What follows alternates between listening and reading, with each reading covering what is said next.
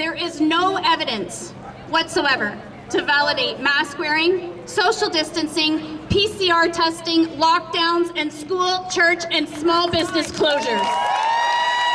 We will not have the health unit run our lives for eternity. No more lockdowns! Freedom! London is calling. Freedom! Freedom!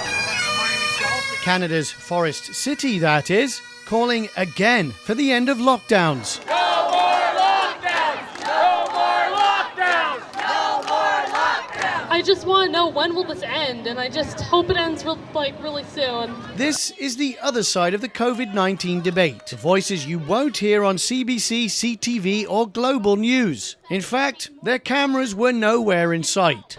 Turn off your TV and live your life. Although we did see another fellow independent journalist, Druthers, working their magic alongside us here at the Video Agent. Doug Ford keeps adding 2 weeks to the lockdown. Do you think the 2 weeks will ever end?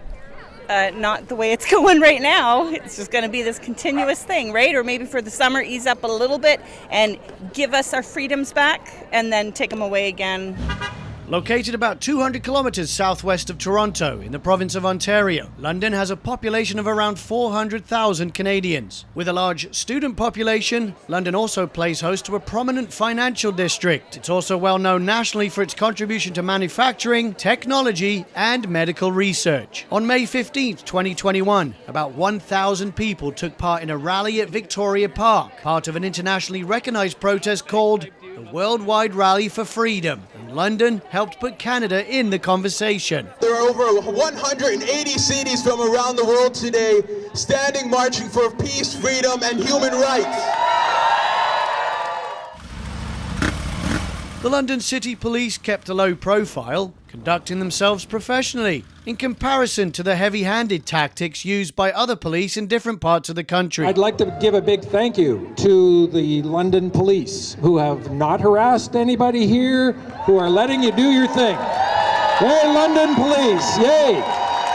Thank you very much. One of the keynote organisations calling out to the cops, addressing the large crowd, was Police on Guard for Thee. We want you to know you're not alone. We see what you see, and we hear what you hear, and we feel the anger you feel. When we see somebody arrested for peacefully protesting or pulled off a pond for playing hockey or a kid chased away from a park, we are angry.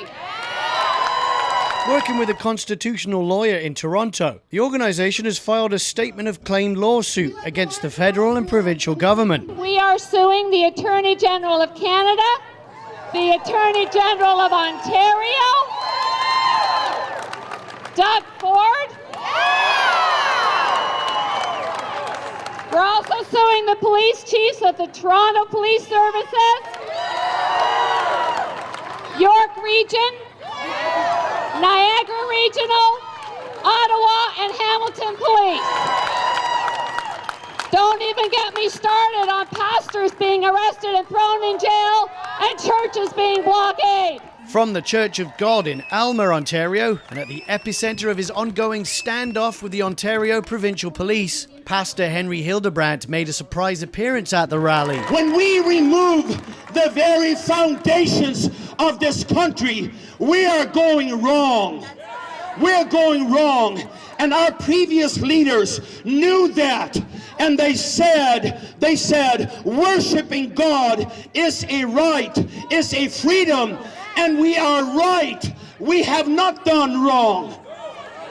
And when the judge says that we have disobeyed the law, all I can say is, which law? Because we have the Bible, we have the Charter, we have the Bill of Rights, we have the Criminal Code. What else do I need?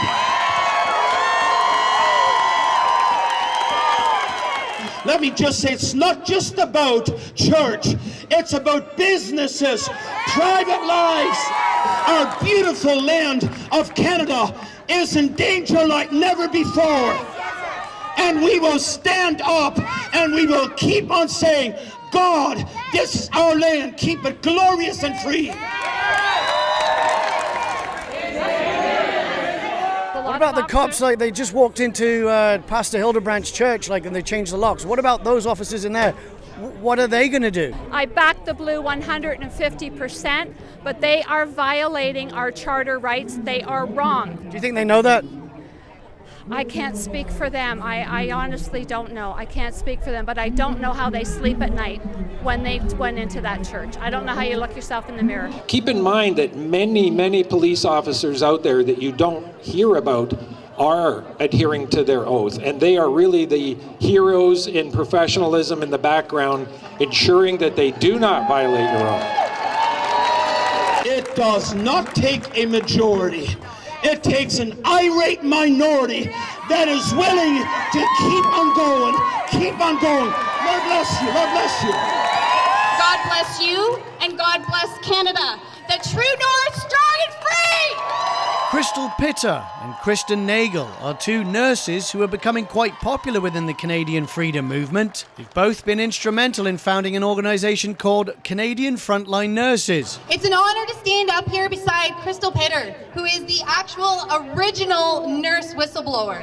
What's your answer to the counter-argument that perhaps you might be spreading the disease? No, we're not spreading the disease. I mean, I think there's no way to prevent the transmission of a virus through mask wearing or 6 feet of social distancing. A virus is too small.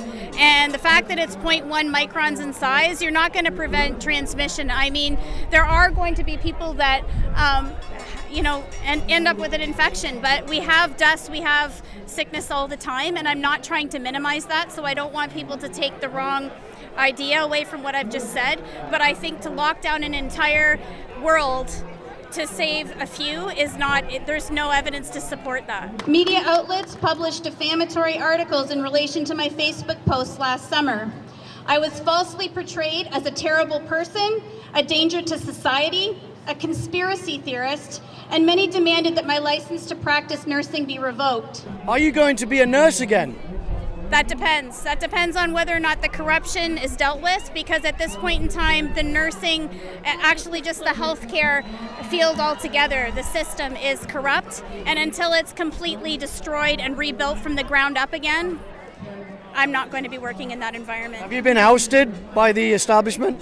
Well, I'm being investigated by the College of Nurses, and I was fired from my position. Look at the websites for the World Economic Forum, Davos, the Rockefeller Foundation, the Bill and Melinda Gates Foundation, Event 201, Agenda 21, and Agenda 2030, and now Cyber Polygon. Recently, a public comment made by the NDP leader, Jagmeet Singh, compared peaceful protests of freedom-loving Canadians to far-right extremist ideology. Yes, I do think that there is an connection with people who aren't wearing a mask or who aren't following public health guidance and the extreme right, and the idea that folks in the extreme right don't care about people around them, aren't concerned about the safety and well-being of people generally, their neighbors and the people in the community, and to brazenly not follow public health guidelines puts people at risk, and that is something that we've seen with extreme right-wing ideology. Comments that seem to be way off base with reality, because at this London rally, all cultures and demographics were being represented. We have allowed radical progressives like the Liberals and Conservatives now to divide our beautiful land on identity politics and manufactured crises. I don't remember the last time I put safety glasses on my eyes to protect your eyes, or I put a hard hat on my head to protect your head. So why should I have to wear a mask to protect you? If you've got your mask on, that's fine, and you want to wear a mask, that's fine. That's why it's called personal protective equipment. Yeah. You've got a mask on? Great.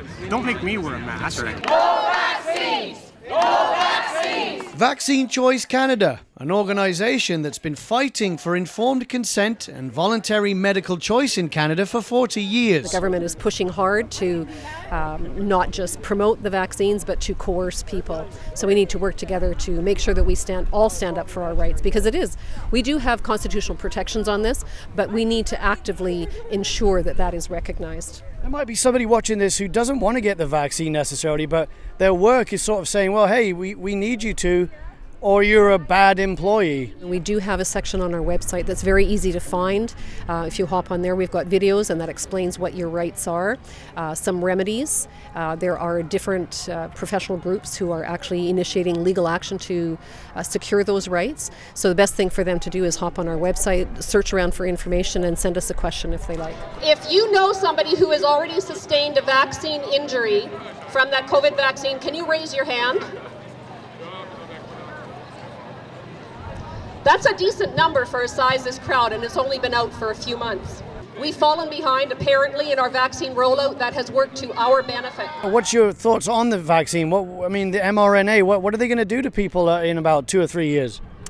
Well, we don't know, because the experiment is underway right now. That's the whole point. They didn't do long-term studies. They're rolling this vaccine out to most people. Anybody that I talked to that got it didn't really understand that it's still in phase 3 trials, so they are part of the experiment. Guinea pigs? Yeah, it amazes me that people don't know that, but they're whoever, healthcare providers, government, whoever it is, it's not telling them. Now, these people could take more initiative to find out for themselves, but some of our information is being suppressed as well. Now, I believe it's been fear and the desire to travel that has convinced many people to get that shot. And I say, how about we use fear and that desire to travel to convince them not to get the second shot? For people who don't want the vaccine or they don't believe in this particular type of treatment, should the people who did get a vaccine be shaming them? How can we all get along on both sides of the argument? Well, I don't think that there should be any shaming. We should all get along. And again, just to get back to our name, it is Vaccine Choice Canada. So when I encourage people who are here today or anybody who hops on our website to share that information with other people to help them make a more informed choice, because we are pretty convinced that people are not making informed choices. It's critical that we get the majority of public opinion on our side. So be public, be bold, be brave.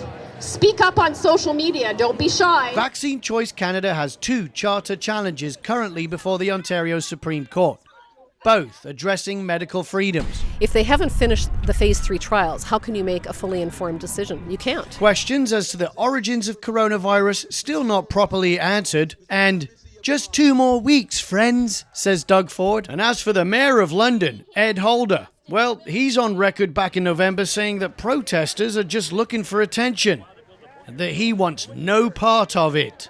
Let me be clear. These people want attention and recognition, and I'm not prepared to give them. And Mayor Holder, you have let down the businesses in London. There are businesses that are going bankrupt, all right? You need to stand up to the health unit. We will not be threatened by bylaw. We will not have our lives dictated by the health unit. This ends when we say it ends. When we win, we are going to hold every one of them accountable. And we're not going to forget what they did. Not one of them. They better look out, because we're coming for them. In London, I'm James Green, the video agent, reporting for the Rendezvous. If I got my way, we're going to lock them up.